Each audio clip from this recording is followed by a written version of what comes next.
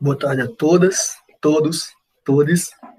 Eu me chamo Marcos Túlio Raposo, sou fisioterapeuta, formado pela Universidade Estadual da Paraíba, e quero agradecer pelo convite que me foi feito para participar desse Congresso Nacional Online Multidisciplinar de Fisioterapia. Quero agradecer a toda a comissão científica, comissão organizadora, e vou agradecer especialmente a professora Giselda Coutinho, como presidente do evento. Bom, no nosso encontro de hoje, ainda que em tempos de pandemia, vamos falar um pouquinho sobre o universo da hanseníase e também um pouco sobre as questões que envolvem ensino, pesquisa, extensão e colaboração. Vocês vão me dar aqui só um segundo para eu fazer a apresentação.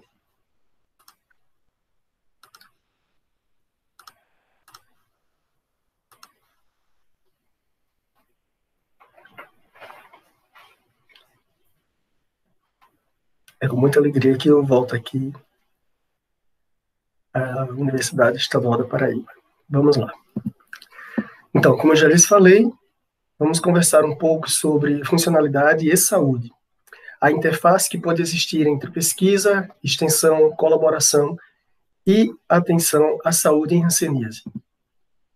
Para que a gente possa compreender um pouco melhor essa situação, vamos ter um panorama de como encontra-se a situação da hanseníase no mundo. O último relatório sobre a enfermidade foi publicado agora, no mês de setembro de 2020. Lembrando que a gente sempre vai falar do ano anterior, porque é uma condição crônica e os dados, eles são sempre, entre aspas, atrasados, porque diferente de uma condição aguda, como a COVID, em que os casos têm um período curto de infecção até a manifestação de sinais e sintomas, a hanseníase tem um curso lento, prolongado, e, além disso, demora bastante tempo para fazer o tratamento. Então, se a gente for prestar atenção aqui nessa ilustração, vamos perceber que os países que estão sinalizados com cores mais escuras são aqueles em que a doença é mais presente, certo? Então, são países em que a doença está acometendo muito mais pessoas. No mundo todo, no ano de 2019, foram diagnosticados 202.185 casos, com uma taxa de detecção que fica em torno de 2,59 por 100 mil habitantes. Já no Brasil, a quantidade foi de 27.863 casos novos diagnosticados apenas no ano de 2019. Com isso, a nossa taxa de detecção fica em torno de 13,26, ou seja, quase 13,3. Isso significa dizer que o país é um país bastante endêmico para essa doença. Se vocês perceberem aqui, em outras partes do mundo, quanto mais claro, menor é a condição de pessoas que foram acometidas. Então, na realidade, a hanseníase é uma enfermidade tropical negligenciada, e ela está mais presente em países que estão dentro desse cinturão tropical. Que países são esses? Países de América Latina, Caribe, essencialmente África e alguns países da Ásia também, com clima úmido, etc. Então, vamos avançar aqui.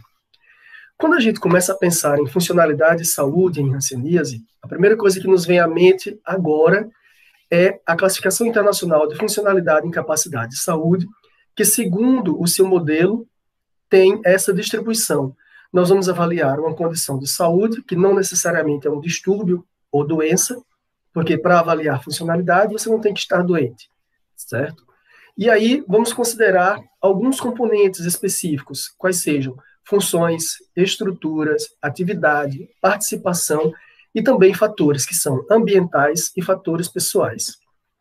Então, se nós formos agora transportar esse modelo para o modelo da hanseníase, vamos ter que imaginar quais são as estruturas comprometidas por essa enfermidade, quais as funções que são comprometidas, as atividades que ficam prejudicadas e que tipo de participação também pode ser prejudicada com uma pessoa que padeça dessa enfermidade, né, que tenha sido acometida por essa enfermidade. Além disso, existem fatores que são pessoais, que podem determinar também algum componente para melhora ou agravamento do quadro, e também os fatores ambientais. Lembrando que quando falamos de enfermidades e quando falamos da CIF, Fator ambiental não é necessariamente o meio ambiente, ainda que o meio ambiente também entre dentro dos fatores ambientais. Então, para exemplificarmos aqui, quando eu falei para vocês que a hanseníase é uma doença negligenciada tropical, ela também é uma enfermidade infecto-contagiosa, transmitida de pessoa para pessoa e que compromete pele e nervos periféricos, determinando alterações que são cutâneas, também alterações nos anexos da pele e comprometimento do nervo. Se determina comprometimento no nervo, esse nervo vai ter também dificuldades quanto à motricidade, quanto à sensibilidade e função autonômica. Desta forma, se pele e nervos periféricos são comprometidos, esse paciente pode apresentar dificuldade ou limitações para executar algumas atividades comuns do seu dia a dia. Atividade é algo que a pessoa faz para si próprio, como, por exemplo, escrever. No exemplo, se eu tenho um comprometimento de um nervo periférico e ele dificulta a minha força muscular nas mãos, a ponto de prejudicar que eu pegue algum equipamento, algum utensílio doméstico, que eu segure um copo para beber água, que eu segure uma caneta para escrever, então eu já vou ter alguma limitação. E quando essas atividades são realizadas não somente para mim mesmo, mas elas envolvem um contexto de outras pessoas, como, por exemplo, no trabalho, se eu tenho dificuldade em pegar objetos para servir alguém dentro da minha atuação no trabalho, certo? Então, isso já vai dificultar essa participação social. Então, aquilo que era uma dificuldade somente em fazer um movimento ou escrever para si próprio, se eu transporto isso agora para uma atividade como um trabalho em que você tem que fazer relatórios, escrever para pessoas, pegar objetos e dar para outras pessoas, essa participação vai ficar restrita. Então, a hanseníase pode determinar deficiências de estrutura e de função, limitações de atividades e restrição à participação. E aí nós vamos imaginar quais são os fatores ambientais e pessoais que podem interferir na dinâmica dessa enfermidade. Por exemplo, a oferta de poliquimioterapia. Se eu tenho poliquimioterapia, que é esse medicamento que vocês acabaram de ver a ilustração aí, disponível para ser oferecido ao paciente, isso é um fator bom. Então, é um facilitador para a funcionalidade desse paciente. Se eu tiver uma pessoa com qualquer enfermidade que tenha necessidade de usar uma cadeira de rodas e eu disponho dessa cadeira de rodas, isso é um fator facilitador. Se eu não tenho, é um obstáculo, é uma dificuldade, é uma barreira, segundo a CIF. Se eu tenho uma relação familiar que favorece a ambiência para essa pessoa, os contatos afetivos, os laços de amizade que são construídos e de apoio, isso é uma coisa boa. Mas se eu tenho uma pessoa que está dentro de uma família e dentro daquela família ela sofre preconceito, ela é rechaçada por conta de uma doença ou de qualquer outra condição, isso dificulta a funcionalidade dela. Se eu tenho serviços sanitários e profissionais de saúde que estão disponíveis, isso é um facilitador, é uma coisa boa. Então, se eu tenho um paciente que foi diagnosticado com hanseníase e ele precisa de medicamento, e esse medicamento está disponível, isso é uma coisa boa. Mas e se ele precisar agora de uma outra intervenção, de um outro profissional?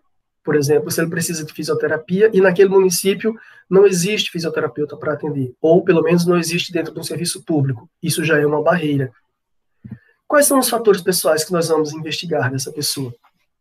Qual é a sua idade, porque existem enfermidades que são mais comuns em grupos pediátricos, em grupos de idosos, enfim, situações com relação à idade. Então, a idade não necessariamente interfere na dinâmica de uma doença, mas a gente sabe que existem grupos que são mais comprometidos. Por exemplo, na hanseníase, ela dificilmente vai acometer crianças, mas ela acomete. E se isso acontece, é uma situação muito grave.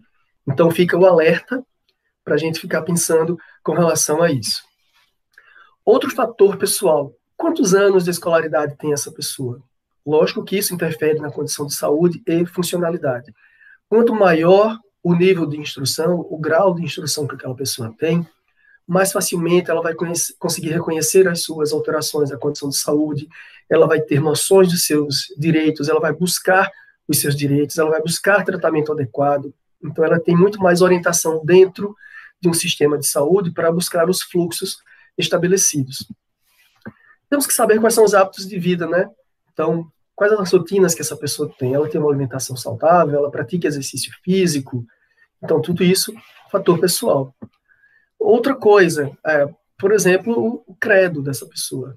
É importante ela ter uma religiosidade? Não necessariamente. Mas isso pode definir alguns aspectos na vida daquela pessoa. Existem algumas pessoas que pertencem a determinadas religiões que têm algumas restrições, como, por exemplo, a transfusão de sangue ou outras condições. Então, essas questões de religião não interferem diretamente na condição da doença. Mas no caso da hanseníase, existem alguns grupos em algumas partes do mundo em que, por questões religiosas, algumas pessoas, especificamente as mulheres, têm menos acesso à saúde. Então, isso é um fator também que pode definir alguns componentes na condição funcional de uma pessoa. Para a gente melhorar ainda um pouco mais os exemplos, ilustrações aqui de lesões de pele e um comprometimento de mãos. Esse paciente, por exemplo, tem paralisia do nervo ulnar, tem paralisia do nervo mediano. Então, ele tem essa postura aqui. Consequentemente, vai ser difícil para ele, por exemplo, pegar um copo. Ele não vai conseguir pegar o copo aqui para se alimentar, para beber alguma coisa. Ele não vai conseguir pegar o lápis de uma forma correta, se ele for destro, por exemplo. Como é que ele vai pegar o lápis se ele não tem a força adequada? Percebam aqui, esse paciente já tem garras, depressão nos espaços interósseos, então ele tem garra de ulnar e garra de mediano. Provavelmente tem alterações de sensibilidade na área suprida pelo nervo ulnar, pela área suprida pelo nervo mediano. Isso vai determinar nessa pessoa, por exemplo, dificuldade para lavar os pratos. Isso é uma limitação de atividade. E se essa pessoa tem uma progressão dessas lesões, por exemplo, pode ter impossibilidade de desenvolver atividades de trabalho. Então, a sua participação social vai ficar restrita. Ele pode ser por conta de preconceito, porque é uma enfermidade muito estigmatizante, pode ser que ele seja retirado do convívio social. As pessoas não permitam que ele entre em determinados espaços.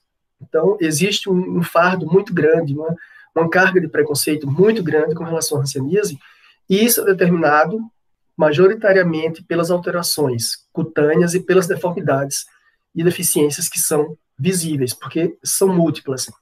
As pessoas acometidas por hanseníase não tratadas em tempo oportuno podem ter comprometimento da sua estética, porque pode apresentar queda de cílios e de supercílios, que nós chamamos madarose, pode apresentar ectrópio ou entrópio, que é quando a pálpebra ela é evertida ou invertida, pode apresentar opacidade de córnea, com úlcera de córnea, ficar cegos, podem ter comprometimento de pirâmide nasal, porque o septo nasal fica comprometido, perfurado, isso altera a estética do nariz, pode ficar com o nariz em cela, também acarreta algumas alterações das estruturas ósseas que estão na face do paciente. Além disso, aumenta a orelha, esse paciente fica com a face infiltrada, certo? E, junto disso, ainda tem os comprometimentos nas estruturas de mãos e pés, com alterações sensório-motoras e autonômicas. Então, fatores ambientais que nós poderíamos pesquisar com um paciente. Ele está tendo acesso a medicamento? Sim ou não? Isso é um facilitador ou é uma barreira? Condições sociais. Aqui essa figura eu acho que vocês já conhecem, que é de um menino refugiado que foi encontrado morto na praia. Então, a hanseníase ela está presente em todos os espaços, inclusive em áreas de conflito, em áreas de muita pobreza, de miséria, e dentro de fluxos migratórios também, como a gente vai ver um pouco mais à frente. Isso tudo está relacionado às políticas públicas, né? Políticas sanitárias. Também temos que considerar, por exemplo, se a pessoa tem direitos civis respeitados. Então, falamos de direitos humanos, falamos de direitos civis. Tudo isso gera um conjunto de informações que nos vão falar acerca de fatores ambientais para aquela pessoa. Fatores pessoais, ele pode ser um homem, agricultor, de 60 anos, mais ou menos, casado, que tem 2 netos. Ele é de uma religião afro e é simpatizante da causa LGBTQIA+. O que é que isso interfere na doença dele? Não sei, a gente tem que analisar esse conjunto, certo? Porque cada pessoa é singular.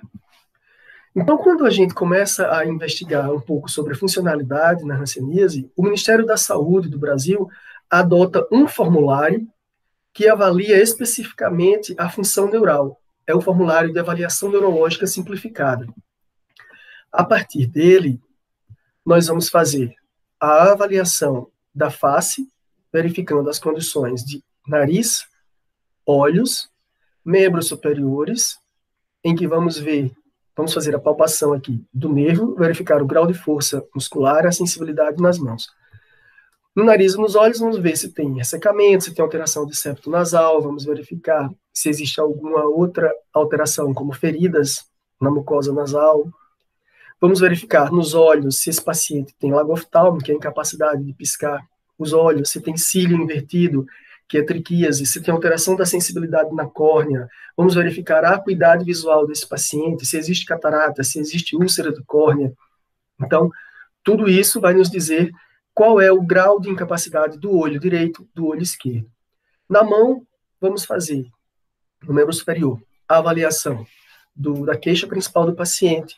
Vamos palpar os nervos radial, ulnar e mediano, direito e esquerdo, verificar o grau de força muscular desses músculos que são supridos aqui pelos nervos. Vamos verificar a sensibilidade nas zonas supridas pelos nervos, radial, ulnar e mediano. A partir daí, vamos atribuir um grau de incapacidade para a mão direita e para a mão esquerda. Nos membros inferiores, nós vamos verificar a queixa principal do paciente, palpar os nervos fibular e tibial posterior, verificar a força desses músculos e a sensibilidade nos pés dos pacientes. A partir disso, vamos registrar também as incapacidades dessa pessoa. E depois de avaliarmos cada uma dessas estruturas separadamente, olho direito, olho esquerdo, mão direita, mão esquerda, pé direito, pé esquerdo, vamos ver em qual desses sítios esteve a maior pontuação. O grau de incapacidade é estabelecido de 0 a 2, quando 0 significa que não existe nenhuma incapacidade devido à hanseníase. Grau 1 é quando o paciente tem diminuição de sensibilidade no olho, na mão ou no pé, ou quando ele tem discreta diminuição de força, porém sem deformidade visível. E grau 2 é tudo o mais que vier, é quando o paciente já apresenta paralisia, quando tem deformidades evidentes, quando tem lagoftalmo, que não consegue piscar o olho, pode apresentar amputação ou absorção de pé, pode apresentar também, por exemplo, o mal perfurante plantar, que é a úlcera plantar. Então, são condições de muito maior gravidade para esse paciente. Além disso, o Ministério da Saúde orienta a utilização de 2 escalas. A escala SALSA, que é um screening, na realidade, que faz um rastreamento de como essa pessoa, por exemplo, percebe o risco que ela corre quando se expõe a determinadas situações. Então, a escala SALSA avalia a limitação de atividade. E a escala de participação avalia o grau de participação dessa pessoa dentro daquele espaço social. Ambas são ferramentas quantitativas em que nós vamos estabelecer uma categoria, ou seja, um grau de limitação de atividade e um grau de restrição à participação. A partir disso, eu vou falar um pouquinho para vocês sobre os projetos de pesquisa e atividades de extensão que são desenvolvidas na universidade onde eu trabalho, dentro de um grupo de pesquisa. Então, quando foi no ano de 2012, eu elaborei um projeto de pesquisa que faz um estudo epidemiológico e operacional da condição de hanseníase. Bom, eu saí aqui da Universidade Estadual da Paraíba, vocês vão saber a minha idade agora, e comecei a trabalhar em um outro estado, em Sergipe, e daí eu fui introduzido no universo da hanseníase. Então, desde 1997, eu trabalho com hanseníase, já desenvolvi outros projetos, mas como a gente tem um espaço pequeno de tempo, eu vou falar só de algumas coisas que estão em curso, que eu estou fazendo. Então, quando foi em 2012, eu elaborei esse projeto que iria avaliar a condição da endemia, ou seja, da doença, dentro do aspecto epidemiológico, e aspectos operacionais que são relacionados aos serviços de saúde. Eu dividi esse projeto aqui em 2 momentos. Na primeira parte, foi uma colaboração entre o ESB, o Governo do Estado da Bahia, a Secretaria de Estado de Saúde da Bahia, e a Universidade Complutense de Madrid. Aqui, nós temos o esquema da Bahia, em que visualizamos as várias regionais de saúde. Eu moro aqui nessa região cor de laranja, certo? Que é a regional sobre a qual eu vou falar com maior detalhe. A segunda parte do estudo já foi desenvolvido por meio de uma colaboração entre o ESB, a CESAB, a Universidade Miguel Hernández e a Faculdade de Medicina da USP.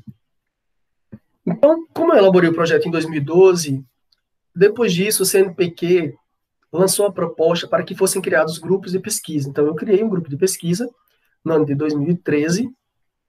E aí, vamos falar um pouquinho sobre como foi esse estudo da primeira parte.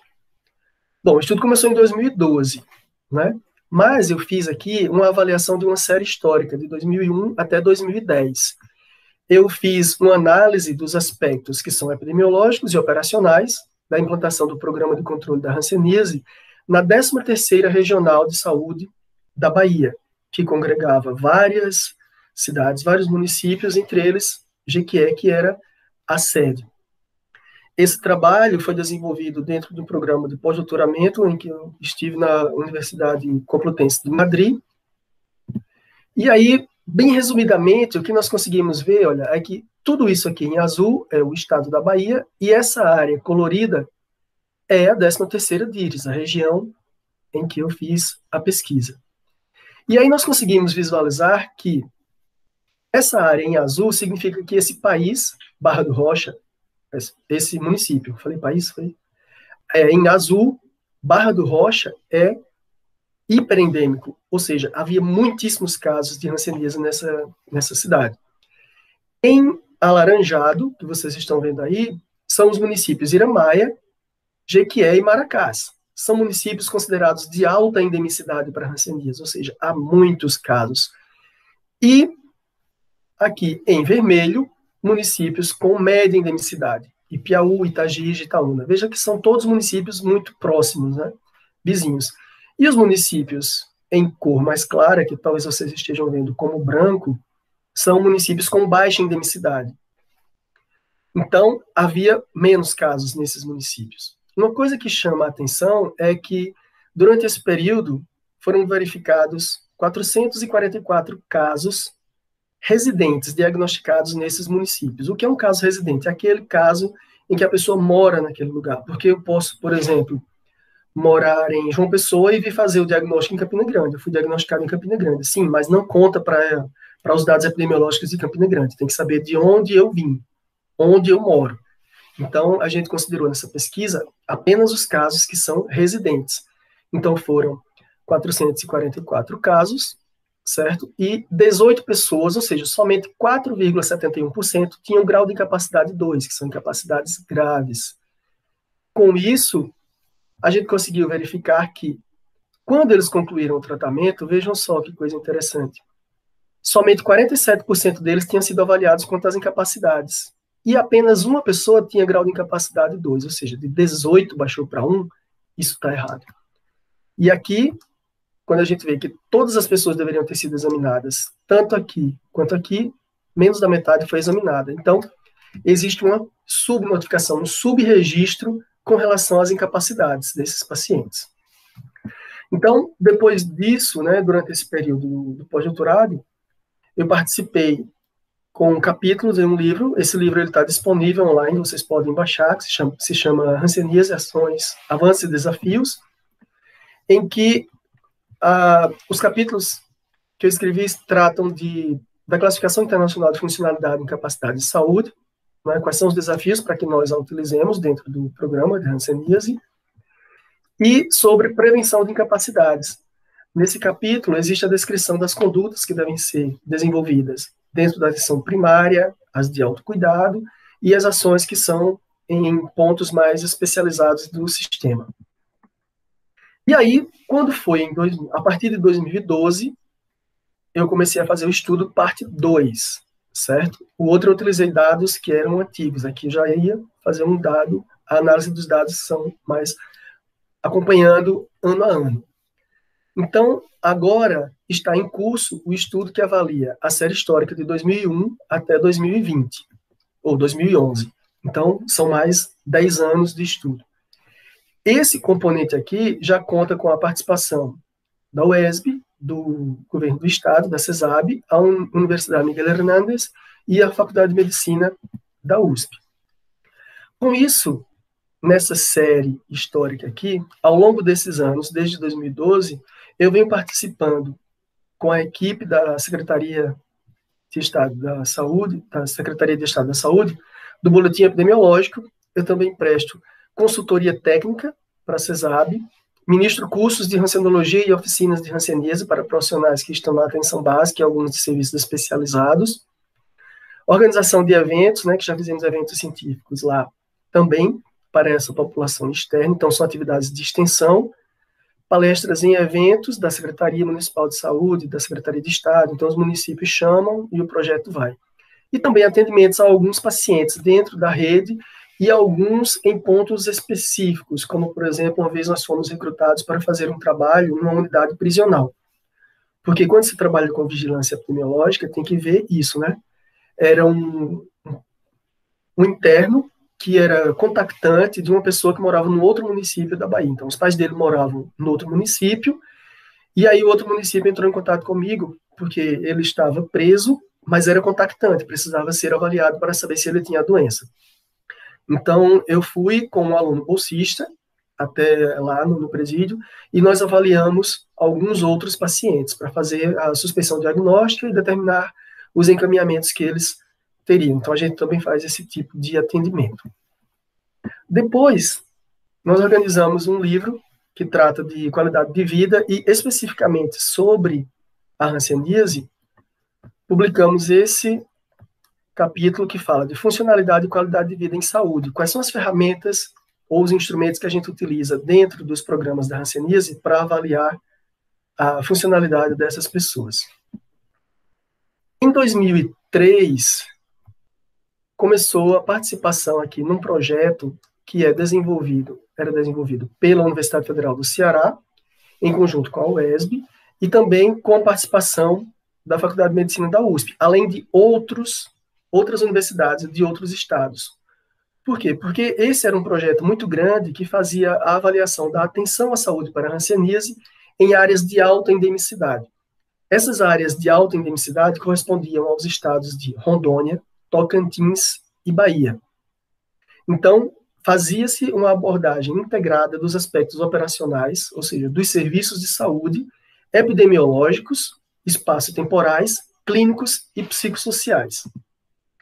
Então, esse estudo era dividido em um componente que era análise de dados secundários e o outro que era de dados primários, em que fazíamos aqui a avaliação de aspectos epidemiológicos e operacionais com dados primários, o estudo 2, que era o estudo de aspectos clínicos, e o estudo 3, de aspectos psicossociais.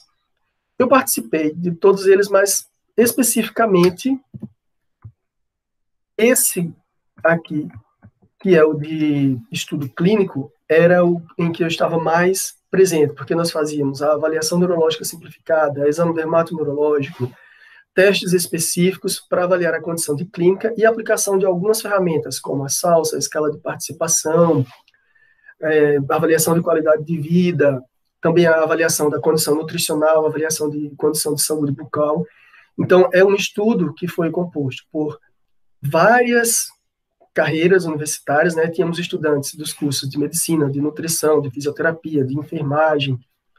Então, também contávamos com a participação de vários outros profissionais. Foi um estudo muito grande que foi realizado nesses 3 estados muito endêmicos para a hanseníase. A partir disso, foi publicado aqui esse artigo que fala da condição de saúde bucal de pessoas vivendo na região amazônica, isso no município de Cacoal, em Rondônia, e que nós percebemos, vejam que coisa interessante aqui. Vocês podem pensar, mas o que é que a odontologia tem a ver com hanseníase, com fisioterapia? Bom, não existe uma lesão patognomônica da hanseníase em estruturas de boca. Porém, quando a pessoa apresenta alguma alteração da saúde bucal, ela corre muito maior risco de ter agravamento da condição da hanseníase em decorrência de episódios reacionais, que são quadros agudos, muito debilitantes e que comprometem muito a função do nervo desses pacientes. Então, nessa pesquisa, nós conseguimos verificar aqui como, por exemplo, olha só, 22,8% desses pacientes não tinham dentes em arcada superior nem inferior, certo? As lesões, por exemplo, cavitárias ou cáries, estavam presentes em 45,5% desses pacientes, certo? Eles apresentavam alterações de tecidos moles de boca, em 12,5%, 6,3% tinham alterações de gengiva, 5,6% tinha alteração de palato. Para vocês terem ideia, nós pegamos situações lá em que a pessoa tinha perfuração do palato duro, ela tinha uma comunicação de boca com o nariz e ainda tinha as lesões nasais decorrentes da hanseníase. E utilizava uma prótese mal confeccionada, então foi um caso de urgência que nós encaminhamos para o serviço de odontologia e de reabilitação oral para aquela paciente, né? Então, eram situações bastante graves, porque uma condição como essa aqui vai determinar no paciente muito mais chance de ele apresentar os quadros reacionais. Também fizemos essa pesquisa, né, especificamente aqui na região da Bahia, avaliando o baixo desempenho dos indicadores operacionais e epidemiológicos da hanseníase. Essa análise considerou os anos de 2001 a 2014. Além de confirmar a situação da alta endemicidade no estado com uma distribuição irregular entre os vários municípios, vocês conseguem perceber aqui em que nós avaliamos o grau de força muscular, o grau de incapacidade, grau 2, que é aquele quadro em que a pessoa já tem deformidades visíveis, é o ponto mais grave que existe dentro dessa classificação de incapacidades. E verificamos que ainda persiste nos municípios uma grande quantidade de pessoas com incapacidades grau 2. Então, é uma legião de pessoas que foram acometidas pela hanseníase, ou que ainda estão acometidas pela hanseníase, que desenvolvem lesão nervosa que progride para deformidades visíveis, para incapacidades graves, e que mesmo que a pessoa cure a hanseníase, né, a cura baciloscópica, mas ela vai continuar com a sequela neurológica. Então, temos uma legião grande de pessoas que são incapacitadas em decorrência da hanseníase na Bahia. Atualmente, eu coordeno também aqui um projeto que é sobre os episódios reacionais hansênicos. E aí, avaliamos a condição de funcionalidade nas pessoas em curso de poliquimioterapia e também após a poliquimioterapia. Porque a hanseníase ela pode determinar episódios reacionais que acontecem até antes do diagnóstico, durante o período em que a pessoa está tomando o medicamento e até após a cura, após concluir o tratamento. Então, nós fizemos uma avaliação dessas pessoas no período pós-alta, pós-poliquimioterapia. E aí, esse estudo foi publicado, tratando das incapacidades físicas em pessoas que concluíram a poliquimioterapia para hanseníase em Vitória da Conquista, Bahia, que é um dos municípios que foram estudados dentro daquele projeto que eu falei para vocês, que é o Integra Hans. Havia lá 2 municípios, certo? Tremedal e Vitória da Conquista. Então, lá nós tínhamos detectado que durante os anos de 2001 a 2014 foram diagnosticadas 780 pessoas.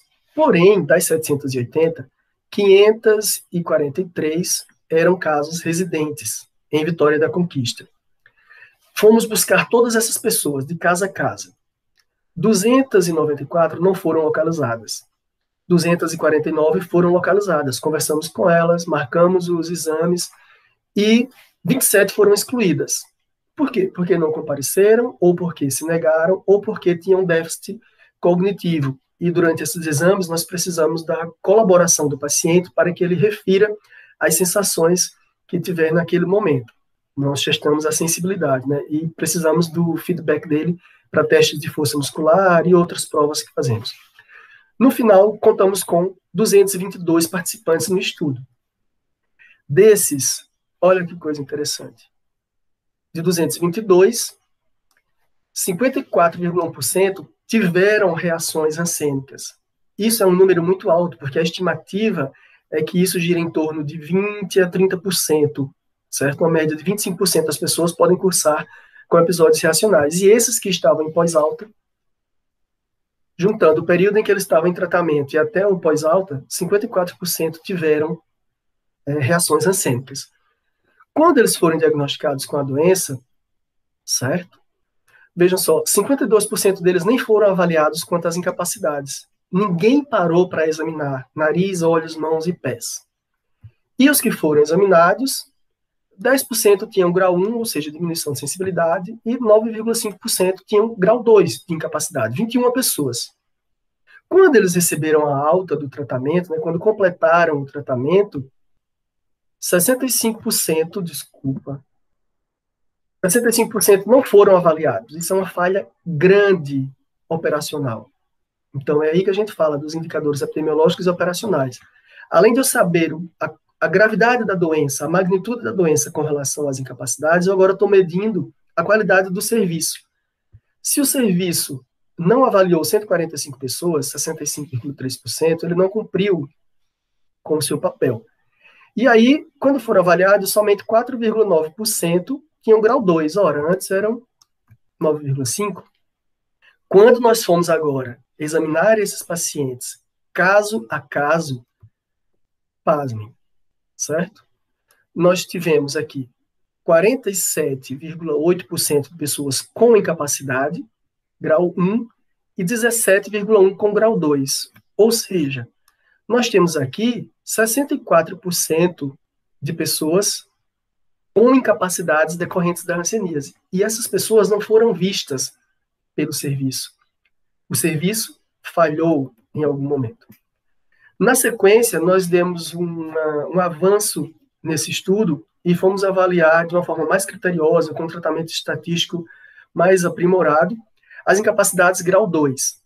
Então, avaliamos a quantidade de pessoas acometidas no pós-alta que apresentavam grau de incapacidade 2. E o título é Grau de Incapacidade 2 em pacientes acometidos por hanseníase, necessidade de acompanhamento ou sequenciamento desses pacientes após a conclusão do tratamento com a poliquimioterapia. Vejam só, no total, nós tivemos 17,1% daquelas pessoas com grau 2 de incapacidade, ou seja, com incapacidades graves, e 47,7% com grau 1. Ok, 64% de pessoas com incapacidades, isso é gravíssimo. Tá?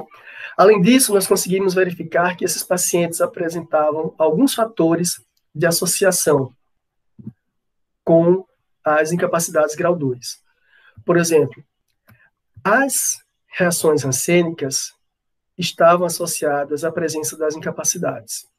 Esses pacientes apresentavam espessamento nervoso e muitos estavam desempregados.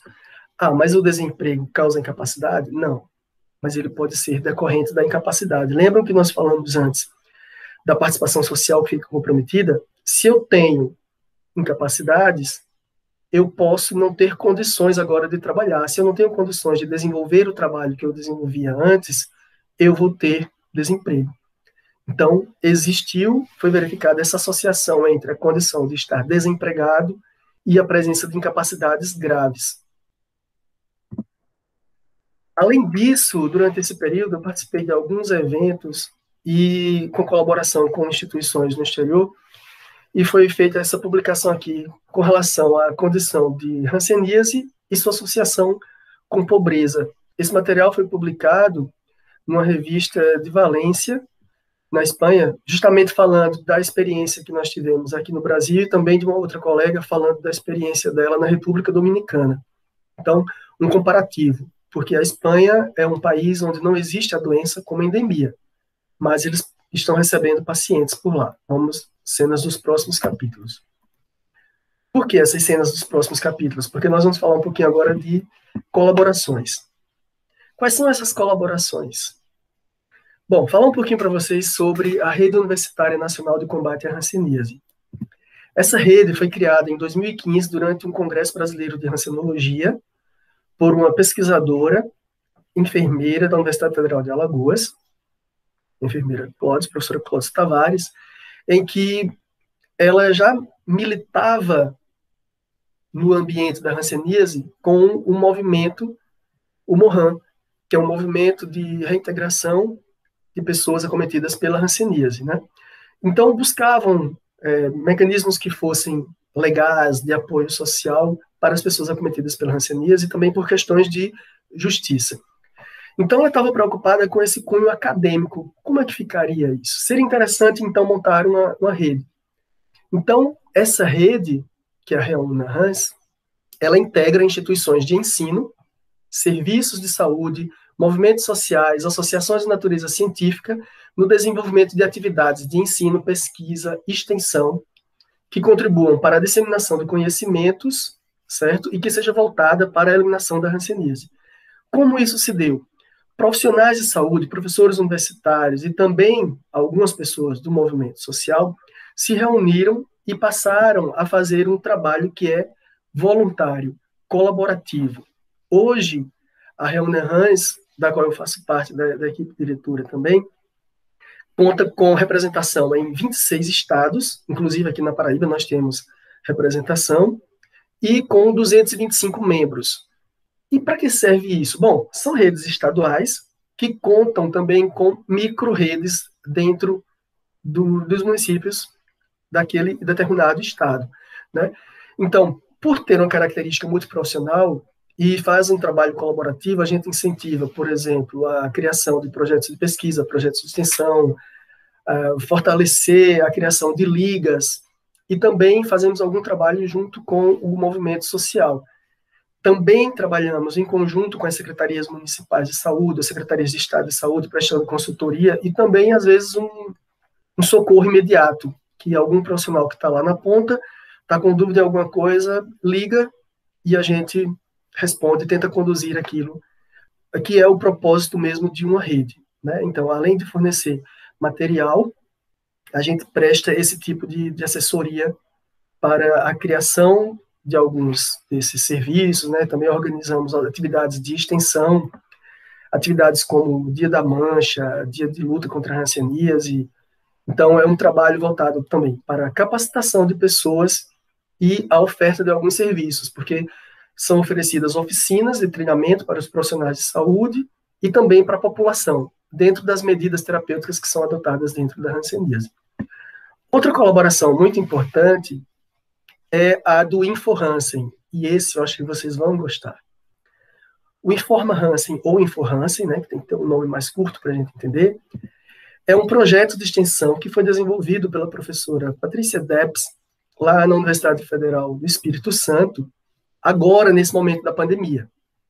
Então, todo mundo confinado, e aí ela tinha um trabalho a desenvolver e juntou-se com alguns alunos do projeto de extensão e desenvolveram um site, que na realidade é um conjunto de canais. Então, o InfoHansen, ele tem uma parte inicial, quando vocês entrarem no site, ele oferece também um blog com material educativo, existem as produções que estão disponíveis aqui, a comunidade, eventos, então vou falar um pouquinho sobre ele. Primeiro, ele é um projeto que oferece todo o seu conteúdo em 4 idiomas, em português, inglês, francês e espanhol.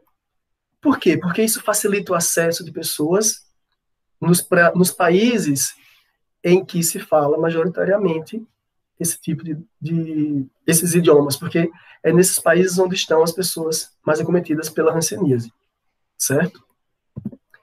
Então, com relação às produções, a escolha desses idiomas se deu justamente por isso, porque a doença ela é mais prevalente em países que falam esses idiomas.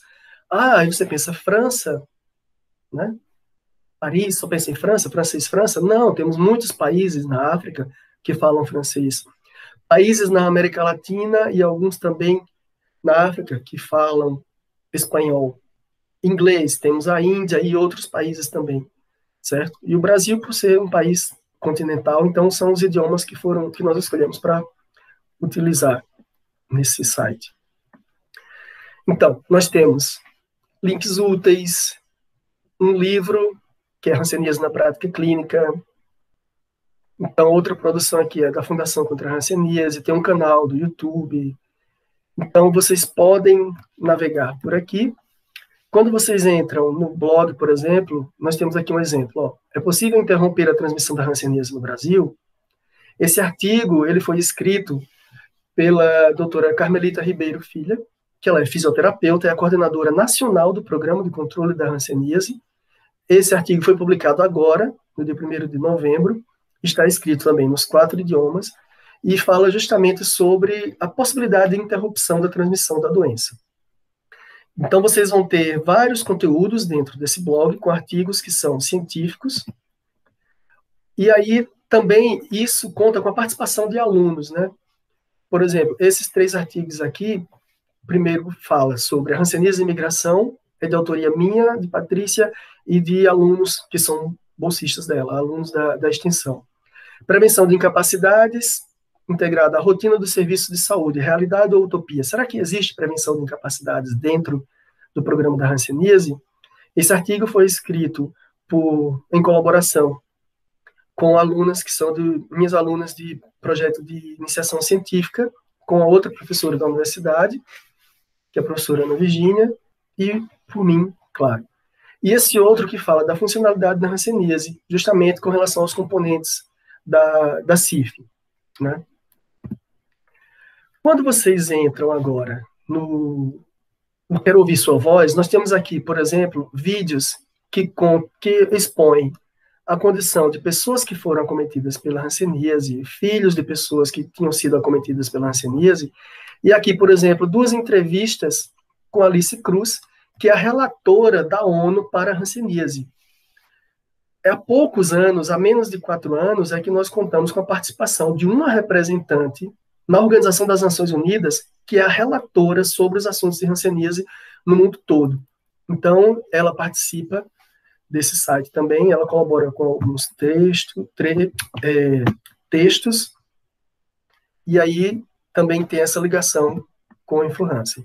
Aqui é parte da equipe, são muitos, não dá para ver aqui, mas contamos aqui com a Patrícia, que é professora, os alunos que encabeçaram aqui, Vinícius, Esther, Maria Clara e outros alunos. Então, esses textos são produzidos pelos pesquisadores e tem uma equipe de tradução também. Quando a gente já não envia o texto nos outros idiomas, existe uma equipe de tradutores, que são esses alunos, que também contam com alguns alunos que são estrangeiros e eles fazem a tradução. O InfoHansen também tem ligação com outros órgãos, outras instituições, inclusive internacionais, certo? Para compartilhar experiências, materiais. E outra coisa muito interessante é falar sobre o CAIBA. E o que é o CAIBA? Ele é o Comitê de Assistência aos Imigrantes Brasileiros Afligidos pela Hanseníase. Bom, o que acontece isso? Ele é um novo comitê e foi criado para ajudar imigrantes brasileiros afetados pela hanseníase. Então, na realidade, é um comitê de assistência aos imigrantes afligidos pela hanseníase, que foi criado no ano de 2019, com o objetivo de ajudar pessoas acometidas pela hanseníase que estejam fora do país a conseguirem o tratamento adequado. Porque, vejam só, a hanseníase aqui é endêmica. Se aqui já é difícil conseguir tratamento, né, chegar ao diagnóstico e tratamento, em países onde a doença não é endêmica, em que os profissionais conhecem pouco daquela condição, é mais difícil ainda. Além de que alguns desses outros países não disponibilizam o atendimento gratuito e a medicação gratuita. Então, também é objetiva fornecer informações sobre locais de diagnóstico e tratamento em vários países, principalmente aqueles onde os brasileiros são mais... para onde os brasileiros mais migram, e identificar pessoas que possam ajudar. Com isso, existe um trabalho voltado para essa situação de imigrantes refugiados em situação de vulnerabilidade. Nós estamos pensando aqui nos brasileiros que estão fora, as pessoas que estão acometidas pela hanseníase ou que já foram tratadas para a hanseníase, mas que podem apresentar algumas intercorrências. Mas também existe um fator preocupante, que é das pessoas que chegam ao Brasil que precisam de assistência. Então, o CAIBA está com essas frentes. Então, ele pretende atuar como um comitê multilateral que possa integrar os profissionais de saúde e as pessoas afetadas pela hanseníase de uma forma harmoniosa, reduzindo a distância entre elas.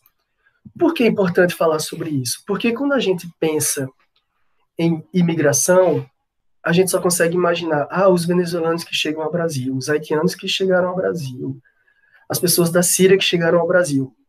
Mas o brasileiro também migra. Ele sai do seu país para tentar a vida em um outro país por diversas razões.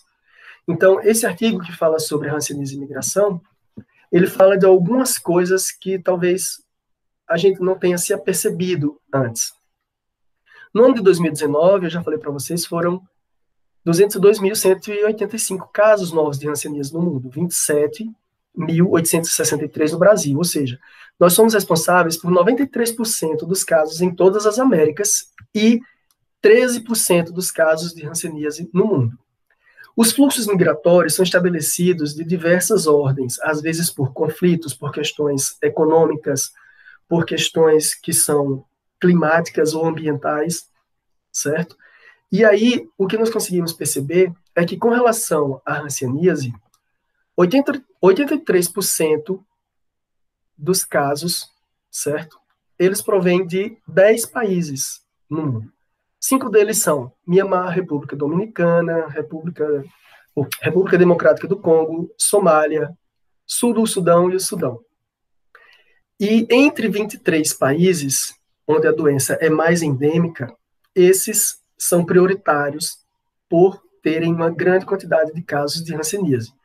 O Brasil e a Índia, eles são responsáveis por 70% dos casos no mundo, mas eles não estão entre os 10 países com maior fluxo migratório de pessoas que saem do seu país para outro país. Porém, por ser um dos países mais endêmicos do mundo, porque ele é o segundo em número de casos, certo? A gente está exposto a grande risco da doença aqui, de estarmos contaminados, e quando uma pessoa sai do país para viver em outro lugar, ele pode levar a doença para lá, transmitir para outras pessoas ou ter o agravamento da sua situação.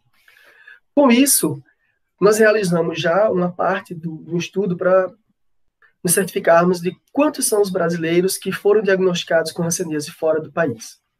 Então, considerando os fluxos migratórios, a Espanha, em termos de hanseníase, durante os anos de 2003 a 2018, diagnosticou 199 casos de hanseníase em imigrantes, porque lá a doença não existe, certo?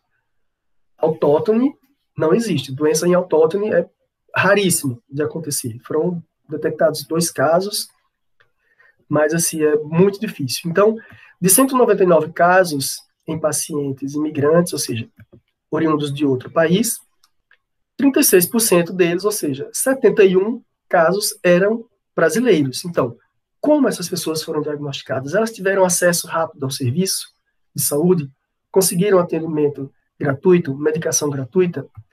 Na Itália, entre os anos de 2009 e 2018, foram 57 casos, sendo 7, 12%, 12,3% de brasileiros.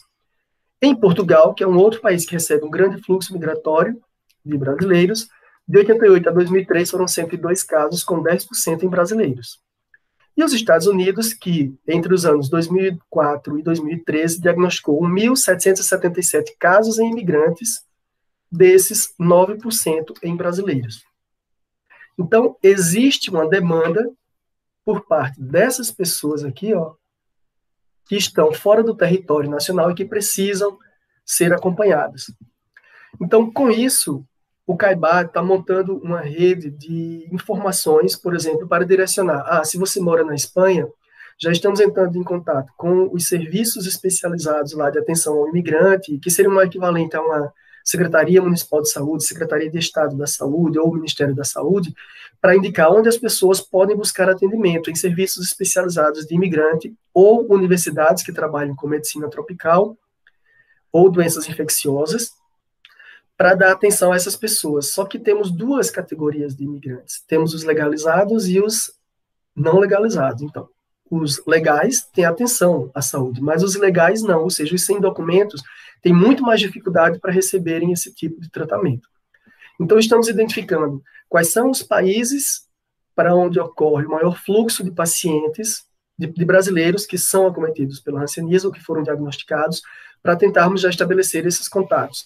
Já temos contatos na Espanha, temos contato na França, estamos fazendo contato agora também em Portugal e também já foi iniciado contato com os Estados Unidos para tentar ver como fazer a identificação disso para divulgar entre as comunidades de brasileiros onde essas pessoas podem buscar atendimento e, inclusive, prestarmos uma consultoria à distância, né? Se os profissionais lá não estiverem habilitados, fazer conferências com trocas de algumas informações acerca daqueles pacientes. Ainda no InfoHance, vocês podem encontrar um site, um canal no YouTube, com aulas, com palestras, com depoimentos. E o InfoHance, ele consta já na Biblioteca Virtual de Saúde da hanseníase. Então, aqui estão as bibliografias. E para a gente pensar um pouco mais sobre como se dá essa relação entre fronteiras, um exemplo aqui do que não deve acontecer no mundo, né? Um muro que separe dois países. Isso não deve existir, porque essas pessoas clamam por socorro, elas querem ter os seus direitos humanos respeitados, os seus direitos civis.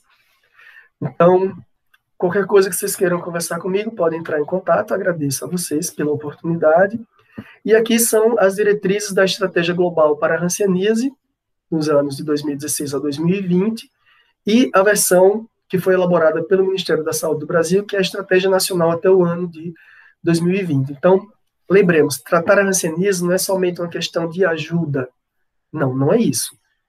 Exige uma ação que é humanitária, mas essas pessoas precisam de respeito, né, de serem compreendidas e atendidas dentro dos preceitos dos direitos humanos e dos seus direitos civis.